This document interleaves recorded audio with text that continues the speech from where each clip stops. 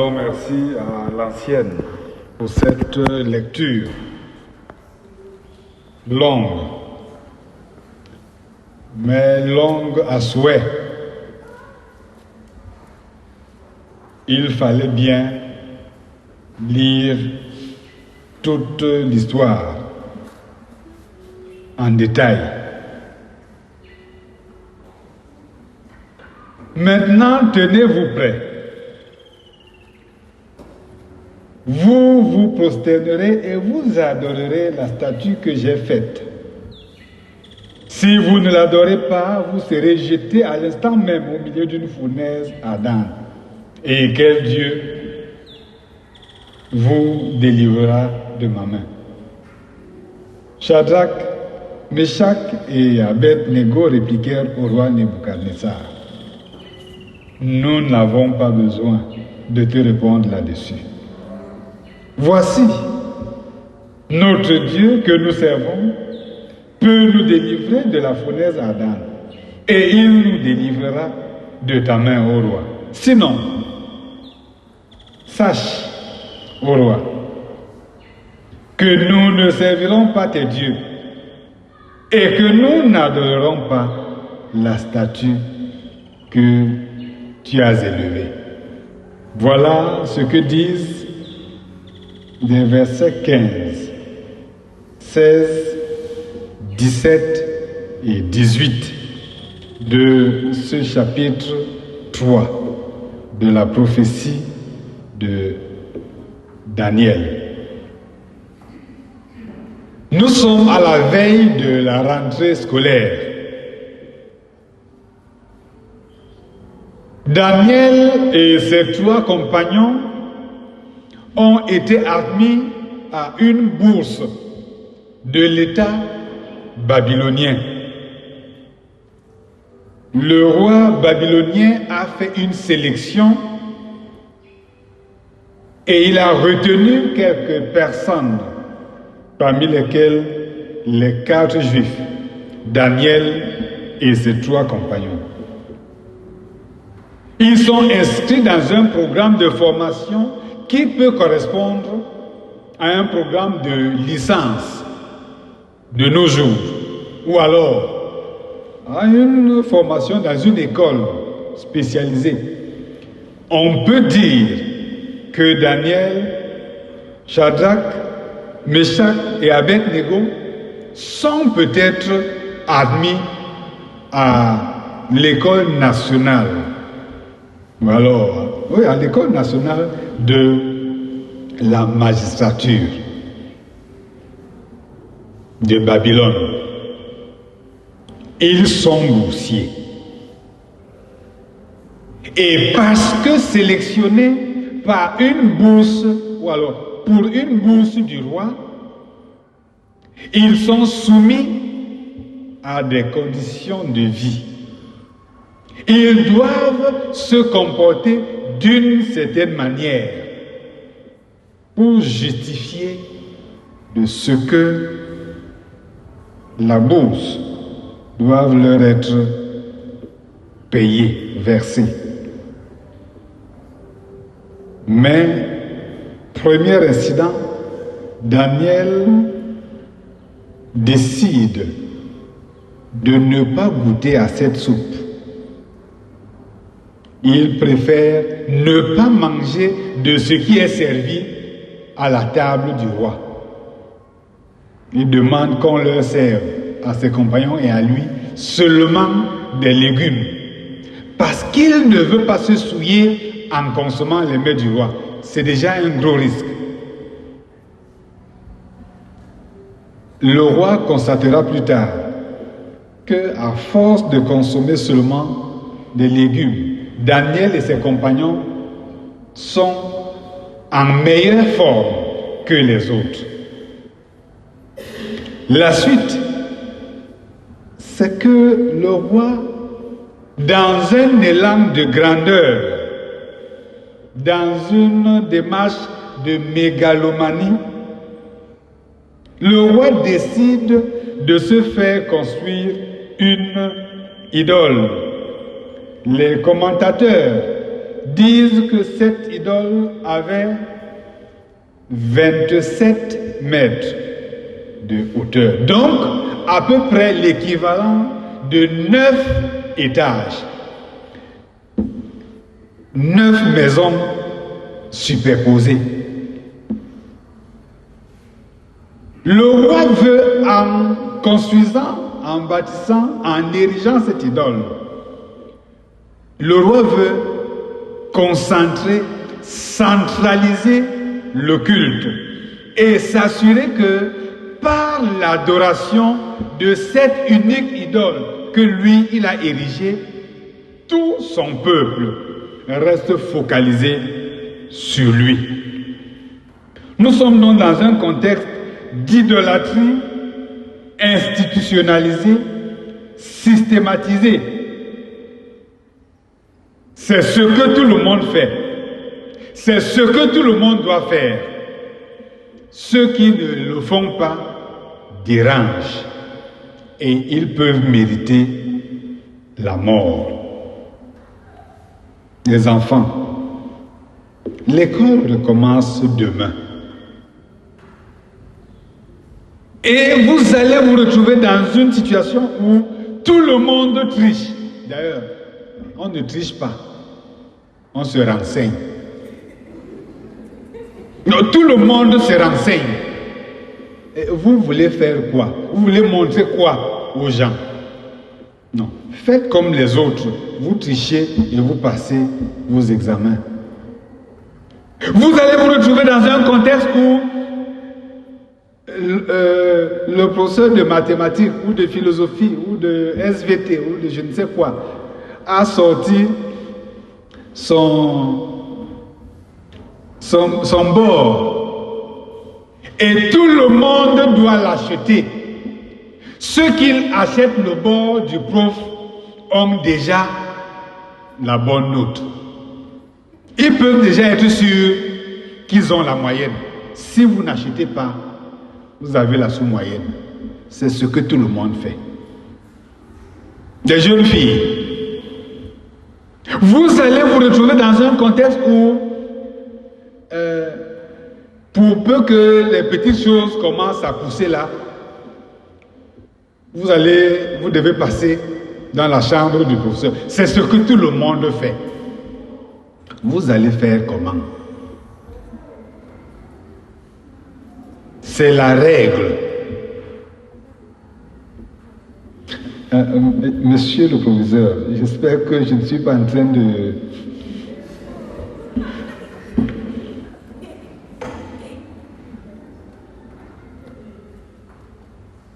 Shadrach, Meshach et Abednego sont piégés. Et ils sont piégés aussi par des gens envieux, jaloux. Écoutez ce que les gens viennent dire au roi. Ils ne s'arrêtent pas à dire au roi qu'il y a des gens qui n'adorent pas la statue que tu as érigée. Écoutez. Il y a des Juifs à qui tu as remis l'intendance de la province de Babylone. C'est-à-dire que nous sommes ici, chez nous, à Babylone. Mais toi, tu as pris l'intendance, tu as donné aux Juifs. Voilà alors ce que ces Juifs-là te font. Les gens sur qui toi tu veux compter, voici alors, ils ont refusé d'adorer la statue que tu as érigée. Un peu comme pour dire au roi, tu n'aurais pas dû leur confier cette responsabilité. Ils ne sont pas dignes de confiance. Un peu comme aujourd'hui, lorsqu'il y a meeting du parti, je ne sais pas lequel, mais lorsqu'il y a meeting du parti, parce que le fondateur du parti est originaire du village, on regarde tous les autres ressortissants du village qui ne sont pas venus au meeting. Ça veut dire que c'est eux qui n'aiment pas notre frère. C'est eux qui sont contre notre pouvoir, notre maintien au pouvoir ou notre accès au pouvoir. Et on peut être dans cette situation-là où il n'y a plus de liberté d'opinion. Mange et tais-toi. Shadrach, Meshach et Abednego sont accusés devant le roi. Et le texte nous dit au verset 13, alors Nebuchadnezzar, irrité et furieux, donna l'ordre qu'on amena Shadrach, Meshach et Abednego. Qui a osé s'opposer à l'ordre du roi? Quelle audace! Quel toupet! Sur quoi compte-t-il? Le propos du roi Nebuchadnezzar au verset 15 montre qu'il se sait tout permis. Il a le pouvoir de vie et de mort. Entre deux choses l'une. Soit vous vous soumettez, vous vivez, ou alors vous faites semblant de vous opposer et on vous règle vos comptes.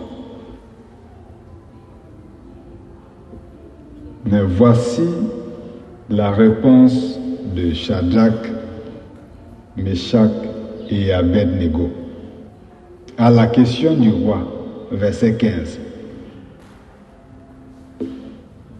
Et quel est le Dieu qui vous délivrera de ma main? Voici la réponse. Voici, notre Dieu que nous servons peut nous délivrer de la fournaise ardente, et il nous délivrera de ta main, ô roi. Il peut nous délivrer de la fournaise ardente. Il nous délivrera de ta main. Mais il se pourrait que notre Dieu ne nous délivre même pas. Dans tous les cas, ô roi, sache que nous n'adorerons pas ta statue. Nous ne servirons pas tes dieux. Dieu, notre Dieu, est libre. Nous croyons qu'il est capable de nous délivrer. Il en est capable. Nous lui faisons confiance. Mais si jamais il décide même de ne pas nous délivrer, nous n'adorerons pas ta statue.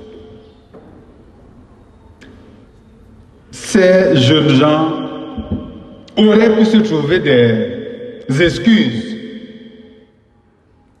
Ils auraient pu dire, par exemple, dans leur cœur, ça ne nous coûte rien. Nous allons nous prosterner devant la statue du roi. Mais dans nos cœurs, nous n'adorons pas ces statues. Donc, on se met juste à genoux, mais nos cœurs adorent notre Dieu. Ils auraient pu dire, bon, nous allons nous prosterner juste cette fois-ci. Mais le reste du temps, nous n'allons plus le faire. Un peu comme vous pouvez dire, non, je vais tricher juste cette fois-ci. Et après ça, Seigneur, permets-moi de tricher cette fois. Vraiment, et après, j'abandonne. Non, je vais coucher avec le gars là, seulement une fois. Seigneur, juste une fois. Seigneur, je vais coucher avec la fille là, une fois seulement. Seigneur, accepte que je fasse ça seulement une fois. Et après, je ne vais plus faire.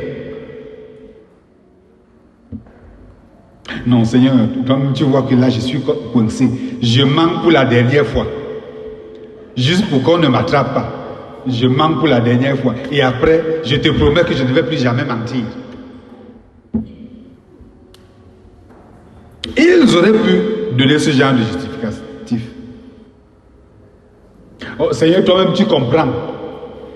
Toi-même tu comprends, Seigneur, c'est le roi qui nous contraint. Ça ne dépend pas de nous. Si c'était que nous, vraiment on n'allait pas le faire. Mais c'est le roi qui nous contraint.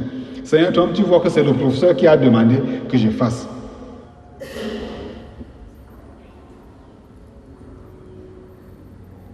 Seigneur, toi-même, tu vois que nous sommes à l'étranger. Si on ne fait pas ça, ces gens-là vont nous tuer ici dans leur pays. Seigneur, toi-même, tu vois que c'est le roi qui nous a établis dans cette province. Donc, nous lui devons de la reconnaissance. C'est grâce à lui que nous sommes ici. Si on ne fait pas ça, Seigneur, toi-même, tu sais que c'est ce patron qui m'a nommé. Seigneur, toi-même, tu sais que c'est ce patron qui m'a signé mon ordre de mission. Donc, si je ne fais pas ce qu'il me demande là, ce serait ingrat de ma part.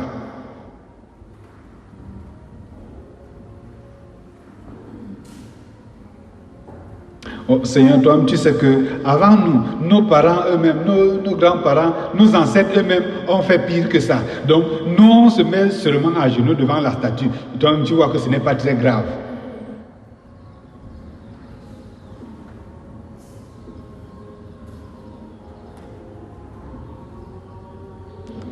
Seigneur, toi-même, tu vois que si nous ne faisons pas ça, on va nous tuer.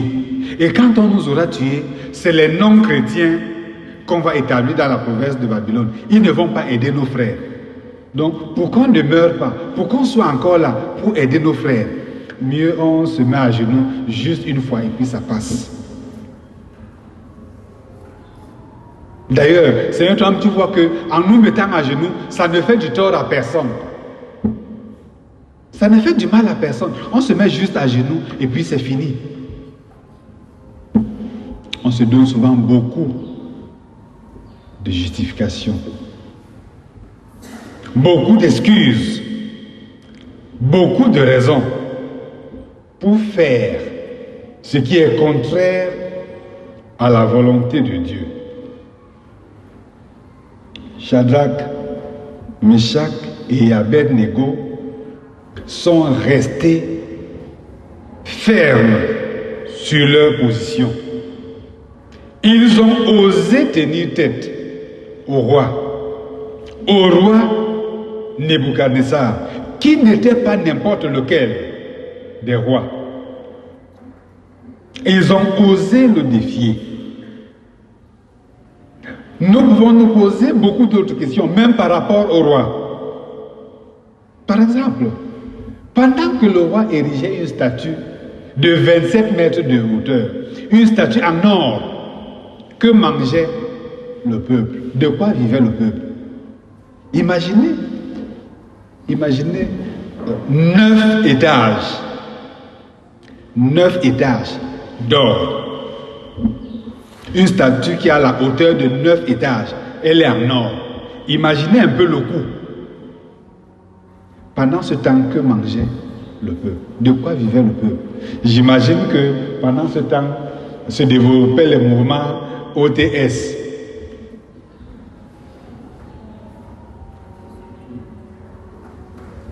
Aucun satrape, aucun n'a osé dire au roi, Majesté, le projet, on peut peut-être le redimensionner, on peut diminuer un peu la hauteur de la statue pour qu'une partie de l'argent soit utilisée pour le bien du peuple. Ils étaient juste une foule de courtisans. Mais Shadrach, Meshach et Abed-Nego ont osé ramer à contre-courant parce qu'ils croyaient en un Dieu fidèle. Bien-aimés dans le Seigneur, je voudrais pour ce matin nous inviter chacun face aux épreuves de la vie de tous les jours. Je voudrais nous inviter encore à faire confiance au Seigneur.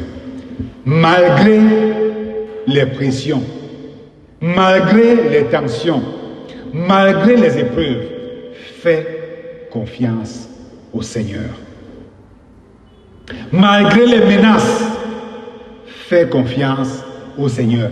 Il vaut mieux faire confiance au Seigneur, rester attaché à lui, que de se compromettre parce qu'on veut tirer quelques petits avantages de certaines situations.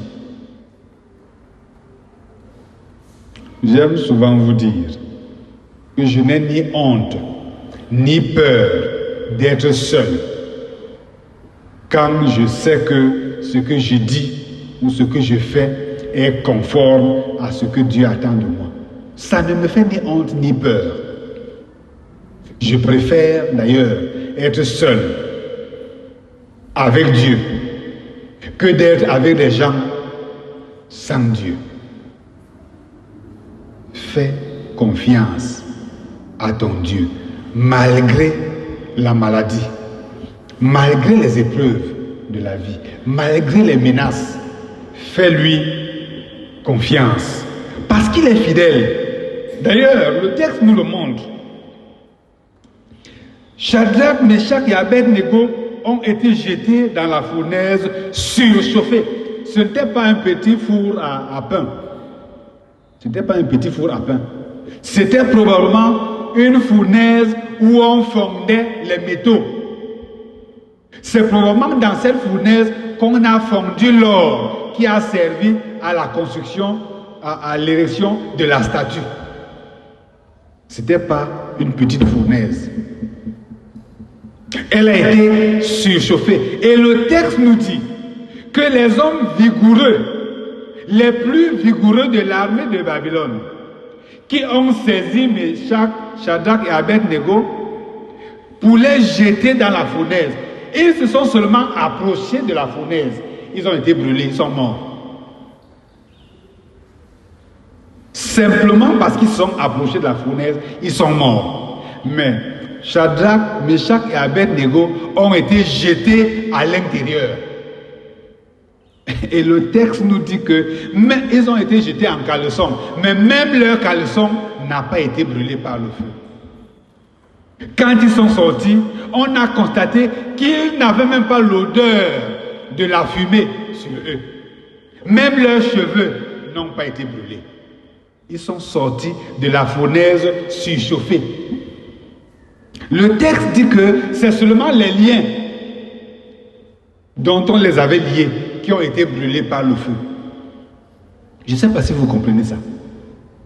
On les a déshabillés, on les a laissés en caleçon, on les a liés pour les jeter dans la fournaise.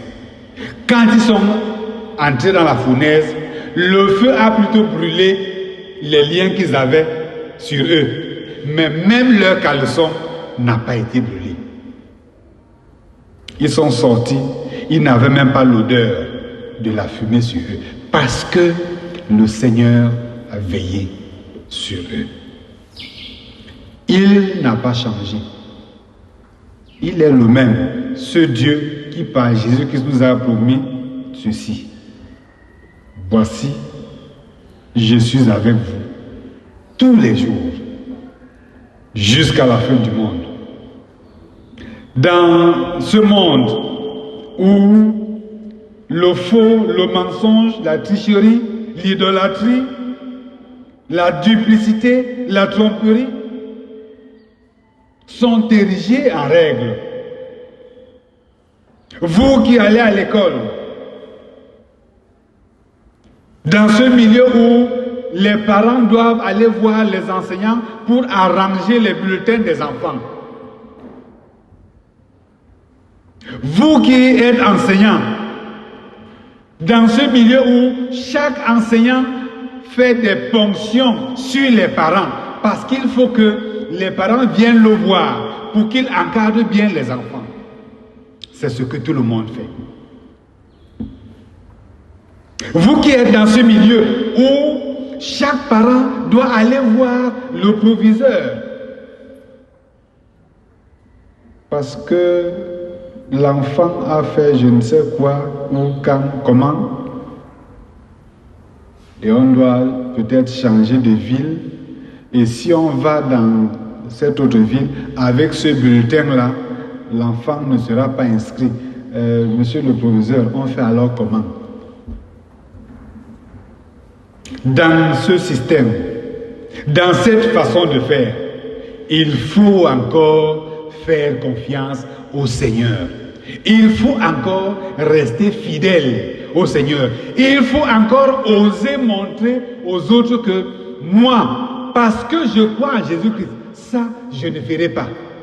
Je préfère qu'on renvoie mon enfant de l'école. Je préfère qu'on me renvoie de mon lieu de service. Ça, je ne ferai pas. À cause, au nom de ma foi en Jésus-Christ, ça, je ne ferai pas.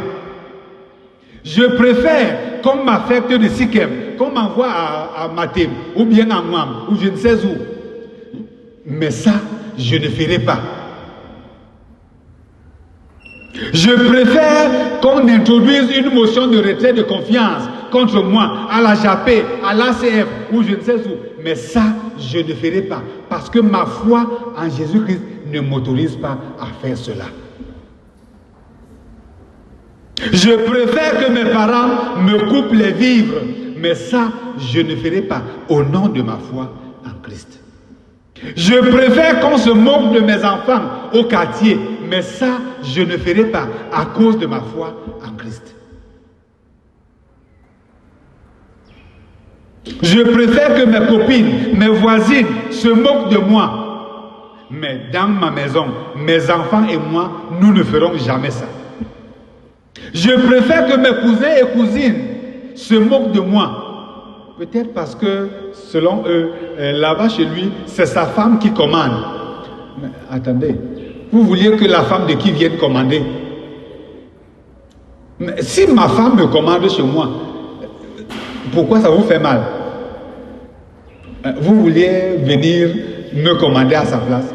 Non, je préfère qu'on se moque de moi parce que c'est ma femme qui me commande. Je préfère qu'on se moque de moi parce que c'est mon mari qui me commande.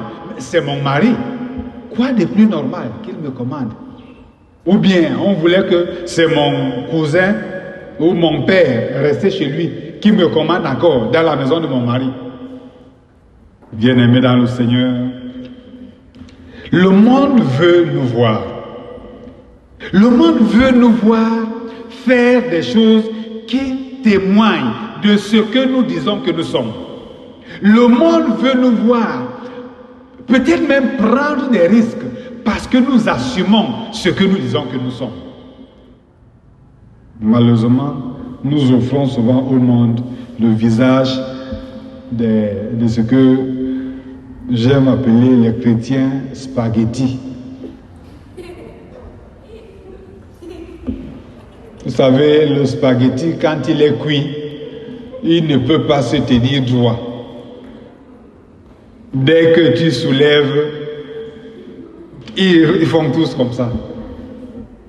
Beaucoup de chrétiens sont comme ça, comme des caméléons, ou comme l'eau. On dit qu'elle prend la couleur du vase qui la contient. Quand tout le monde est bleu, eux aussi deviennent bleus. Quand tout le monde est rouge, eux aussi deviennent rouges. Non. Il faut savoir assumer son identité chrétienne. Faire confiance au Seigneur, malgré les pressions, malgré les épreuves, malgré les menaces. Parce que lui, Dieu, est fidèle. Amen.